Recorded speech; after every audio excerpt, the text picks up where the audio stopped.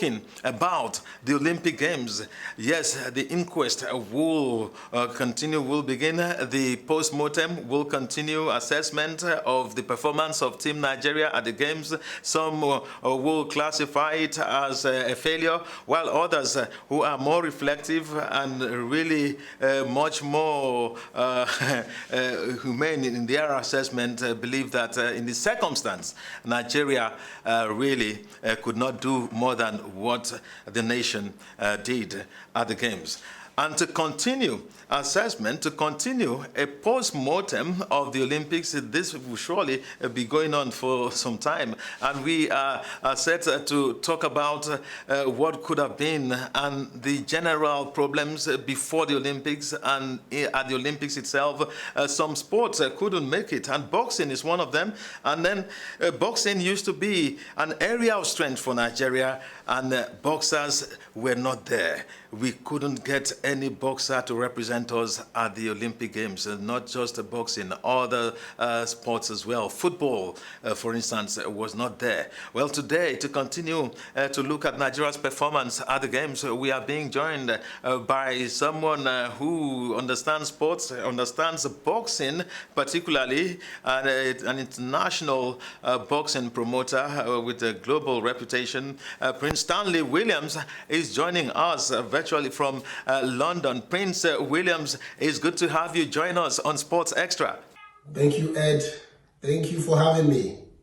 All right, Prince Williams, in line with the mood of the nation, everyone is talking about the Olympics and how it went for Nigeria. In your own reckoning, how do you see Nigeria's performance at the Olympic Games in Tokyo? Yes. We all watched the Olympic Games. We have to give kudos to those that have been able to represent us. It's not easy.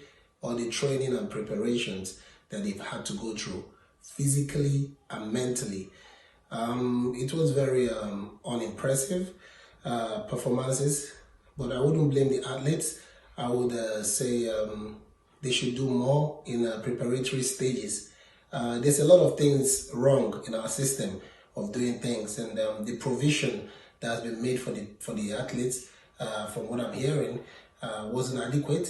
The training wasn't sufficient, and they clearly look unprepared, many of them. Some had to go all the way, they had to push themselves through. So I would say perseverance and all that kept them going, and discipline.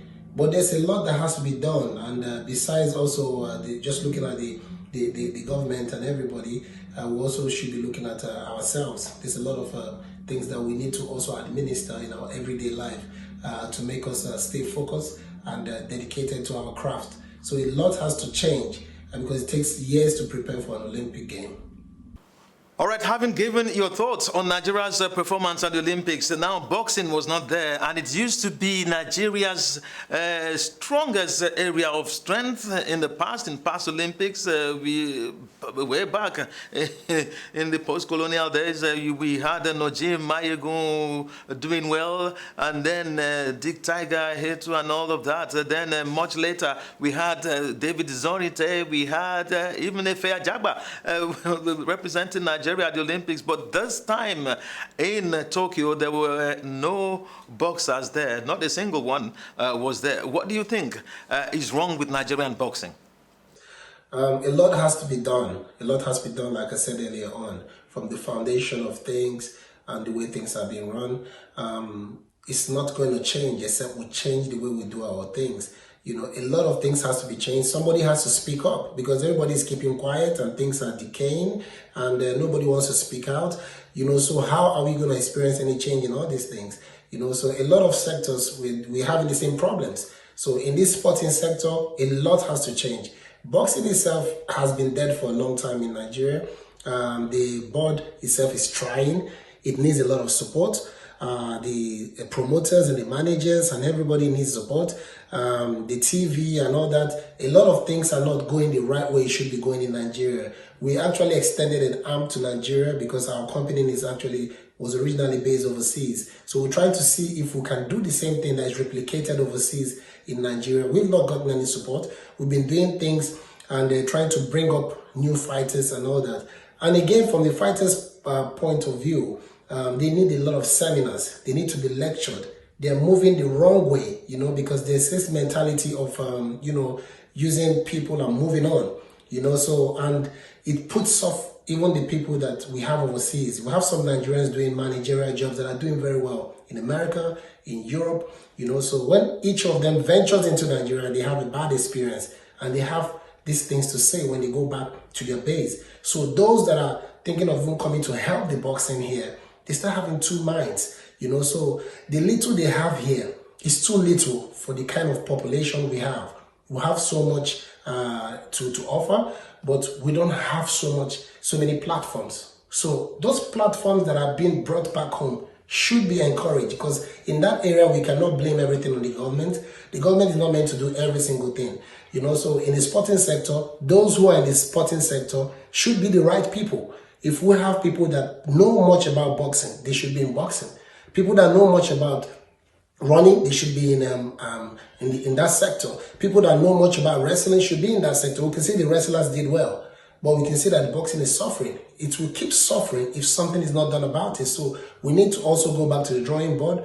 The facilities have to be extended. It's not just going to be one place. There's no one single place that's got all the facilities that the boxer needs in the country, and we are actually trying to do that privately, but there has to be more. More has to be done, and in foreign countries, you see there's support from every single sector.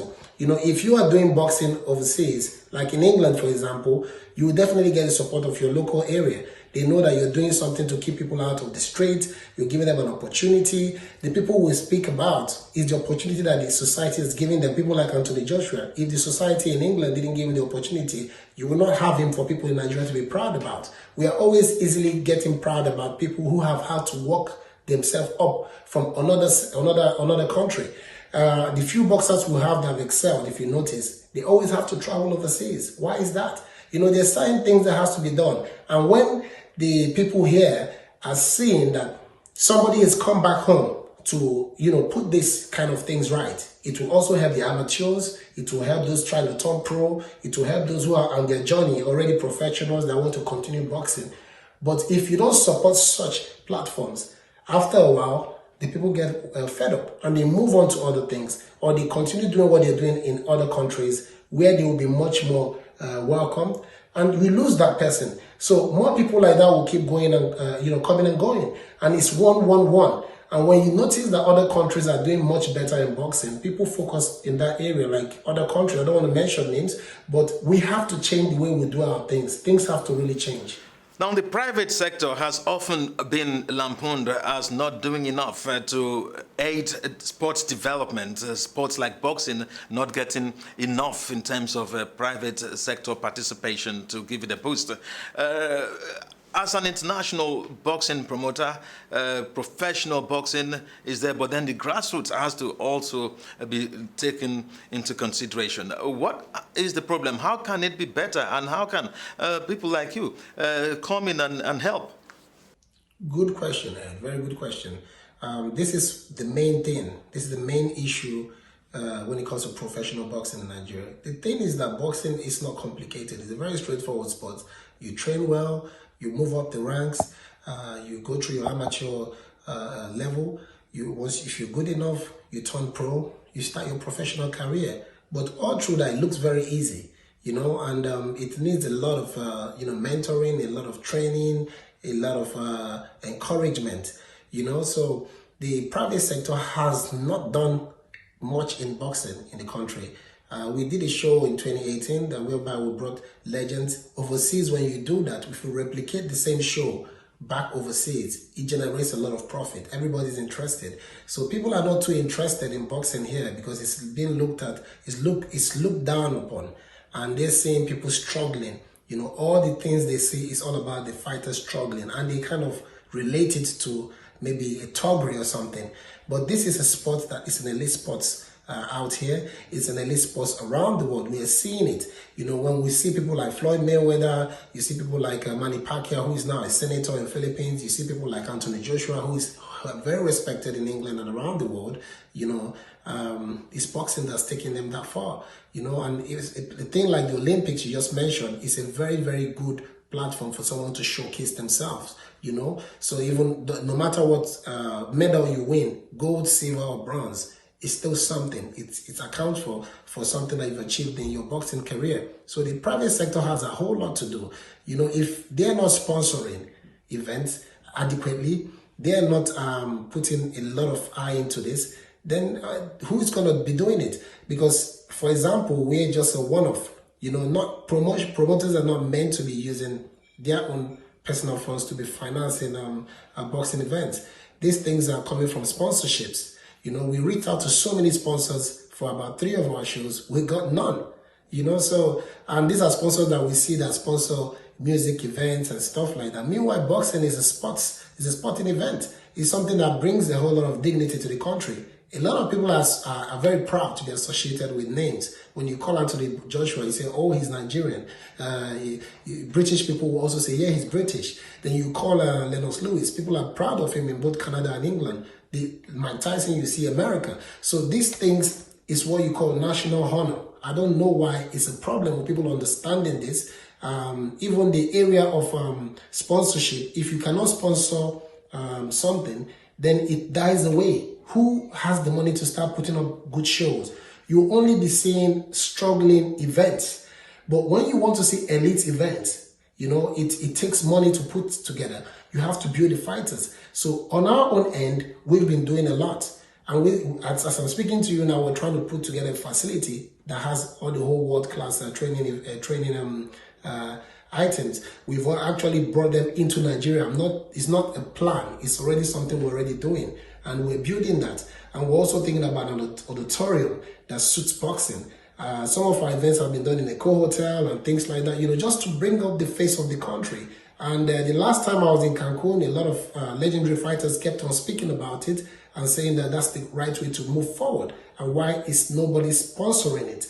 You know, so these are things that they call for concern. You know, and we have neighboring countries who only from that show we've done are very interested in us bringing the shows over to their countries. So we need to really, really start, you know, reinventing ourselves. The fighters, to teach them, I believe I've spoken with the board. The board actually has a plan to start doing, you know, the seminars for them because they need to understand what they call contracts. You know, contracts are things you have to keep to. So that when you're signed to both, whether it's a Nigerian promoter, whether it's a foreign promoter, you respect it. So you must study it before you go into the contract, of course, with your lawyer. So when you know that you like the contract, you're okay with it, you move on. And you don't now go and, you know, do something wrong along the way and say you want to jump ships and things like that. So that area needs to also be addressed because I've had so many numerous issues in the boxing sector to do with that.